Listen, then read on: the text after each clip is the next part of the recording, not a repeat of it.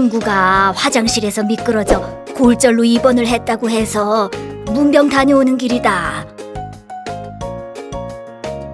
너무 고생이시겠어요. 어머니도 다칠 수 있으니 미리 화장실용 미끄럼 방지 매트를 사서 깔아둬야겠네요. 침실이나 욕실 등 주 생활 공간에서 매트, 양말 등 미끄럼 방지용 제품을 이용하세요.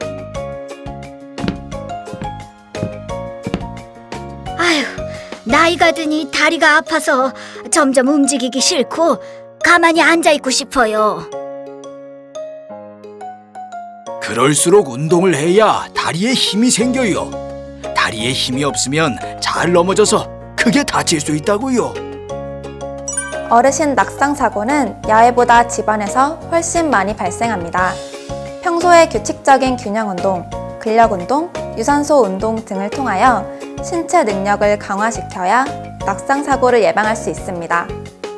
자주 사용하는 물건은 손이 쉽게 닿는 위치에 두고 침대 주변에 안전 손잡이를 설치해 안전하게 눕고 일어납니다.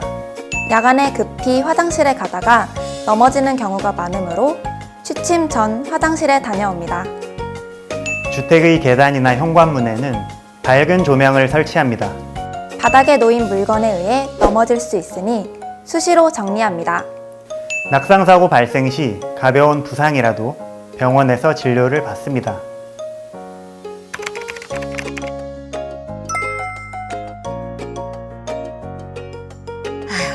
고혈압 약을 먹고 있어서 그런가 요새 어지러움을 자주 느껴요. 그건 고혈압 약의 부작용 같은데요? 병원에 가서 확인해 보세요. 의약품 복용 중 부작용을 느낀다면 즉시 의사 또는 약사에게 알려야 합니다. 늘 가던 병원, 가던 약국만 가시는 것 같던데 이유라도 있어요?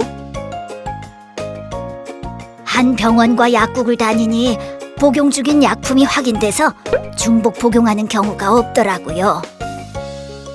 하나의 병원과 약국을 정해서 다니면 불필요하게 많은 약물을 복용하게 되는 경우를 예방할 수 있습니다. 의약품, 건강기능식품 등 불필요하게 많은 약물을 복용하는 경우 부작용의 가능성이 높아질 수 있으므로 반드시 의사나 약사와 먼저 상의합니다. 의약품은 일반적으로 직사광선에 비치지 않고 서늘하며 건조한 곳에 보관합니다. 처방된 의약품을 임의로 중단할 경우 위험해질 수 있습니다. 의약품별 복용 시간을 눈에 띄게 표시하여 잊지 않고 복용합니다. 의약품을 사용하기 전에 사용하고자 하는 의약품이 맞는지 필히 확인합니다.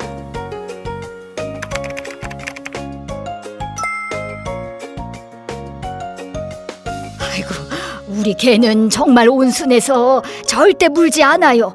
더 가까이 오세요. 개의 공격성은 언제 어디서 나타날지 모른다고요. 집의 안과 밖에서도 절대 방심하지 마세요. 반려견 물림 사고로 어린이는 얼굴을, 성인은 손을 많이 물리므로 항상 주의가 필요합니다. 에휴, 개에게 손을 물렸는데 상처가 깊진 않아서 간단히 소독하고 연고를 발랐단다. 아버지, 개에게 물렸을 때는 보는 것보다 상처가 깊을 수도 있고 2차 감염의 위험도 있으니 어서 병원에 가보세요. 반려견에게 물렸을 때에는 육안으로 보는 것보다 상처가 깊을 수 있고 개의 구강 내 세균에 의한 2차 감염의 우려가 높습니다. 개는 물거나 짖는 것이 기본 습성이므로 나의 반려견도 물 수 있다는 사실과 물림 사고에 대한 위험성을 인식합니다. 낯선 개에게는 함부로 다가가거나 장난치지 않습니다. 개가 공격성을 보이는 경우 옷이나 가방 등으로 접근을 막고 침착하게 행동합니다. 개에게 물렸을 때에는 상처 부위를 씻고 출혈이 심할 경우 소독된 거즈로 압박하며 반드시 병원을 방문해 치료를 받습니다.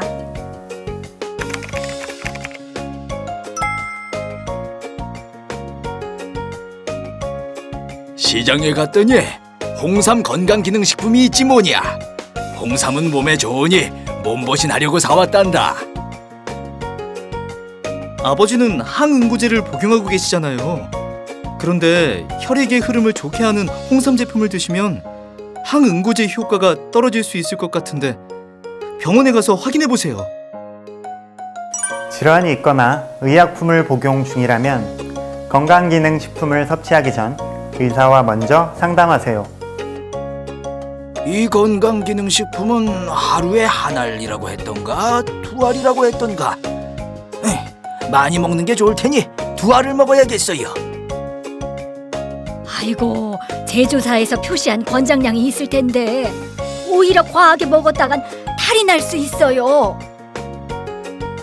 정해진 섭취량을 지켜야 합니다. 특정 질환자 또는 의약품 복용자의 경우 의약품의 효능이 저해되거나 영양소가 결핍될 수 있으므로 건강기능식품 섭취 전 반드시 의사 등 전문가와 상담합니다. 건강기능식품 구매 시 기능성의 표시, 섭취 방법, 섭취 시 주의사항, 유통기한 등을 반드시 확인하세요. 많이 섭취한다고 해서 기능성이 더 좋아지는 것이 아니며 부작용이 발생할 수 있습니다. 권장량에 맞춰 섭취하는 것이 안전합니다. 건강기능식품 섭취 후 이상 증상이 발생하면 즉시 섭취를 중단하고 신속히 적절한 치료를 받습니다.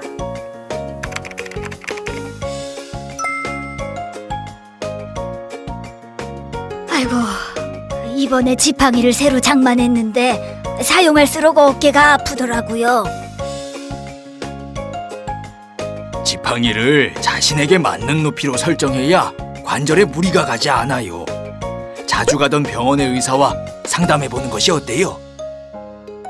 지팡이나 보행 보조기를 너무 낮거나 높게 하면 허리, 팔, 어깨 관절에 무리가 갈 수 있습니다.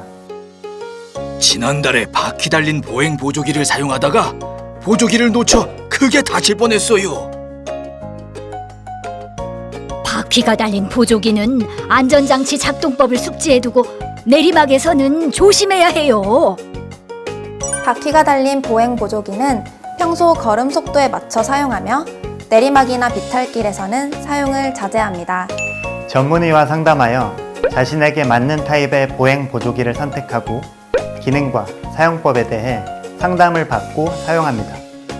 보행 보조기의 제동 장치 등 안전장치 작동법을 숙지해둡니다.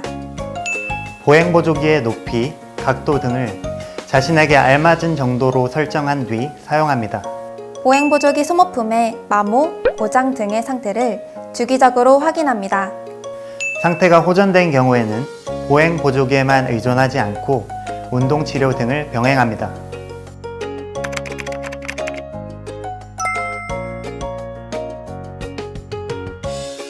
은행 직원이 ELT라는 것을 권해서 가입했는데 상품 내용이 이해하기 어렵더구나.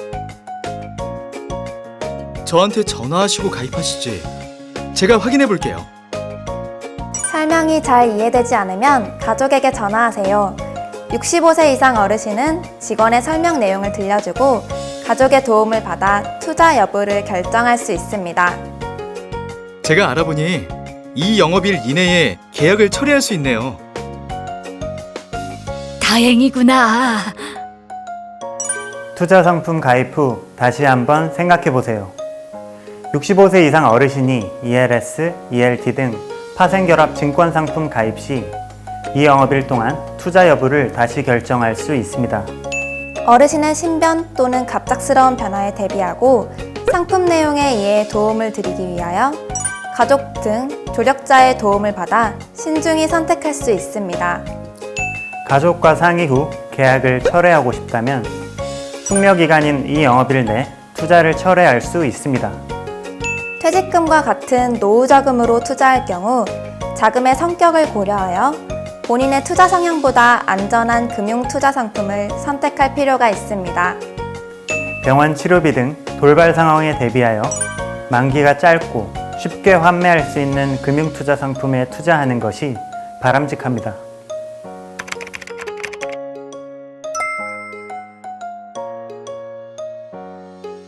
검찰청에서 내 계좌가 범죄에 연루되어 있으니 예금을 보호해준다며 지금 안전한 계좌로 돈을 보내라고 하는구나. 아버지, 검찰청에서 송금을 요구하면 의심해봐야 해요. 검찰, 경찰, 금융기관이라며 안전계좌로 이체를 요구하면 보이스피싱 사기로 의심하세요. 아이고, 네 동생이 급한 일이 생겼다며 대신 송금해달라고 메시지를 보냈어. 요즘 가족, 지인을 사칭하는 메신저 피싱이 기승이에요. 제가 직접 전화해서 확인해 볼게요. 메시지로 금전 요구를 받았을 때는 반드시 전화로 본인 확인, 사실 여부를 확인해야 합니다. 이때 회의나 전화기 고장 등의 이유로 전화를 피하거나 신원 확인이 불가하다면 메신저 피싱을 의심하세요. 정부기관이나 금융기관을 사칭, 범죄에 연루되었다며 금융거래 정보를 요구하거나 안전조치 등을 명목으로 자금이체를 요구하면 100% 보이스피싱입니다. 범죄에 연루됐다는 등의 전화가 오면 일단 의심하고 상대의 신분을 파악하기 위해 전화를 끊은 뒤에 해당 기관의 대표 번호로 전화해 사실관계를 확인하셔야 합니다. 친구, 가족 등 지인 사칭 메신저 피싱 주의. 메신저를 통해 금전 요구를 받으면 섣불리 송금하지 말고 상대방을 먼저 확인하세요. 보이스피싱이 의심되면 즉시 신고하시기 바랍니다. 위해 정보 신고는 소비자 신고 핫라인. 소비자 상담은 국번 없이 1372에서 가능합니다. 어르신을 위한 안전한 소비생활 가이드 유익하셨나요? 어르신의 안전한 소비생활, 한국소비자원과 NH농협은행이 함께합니다.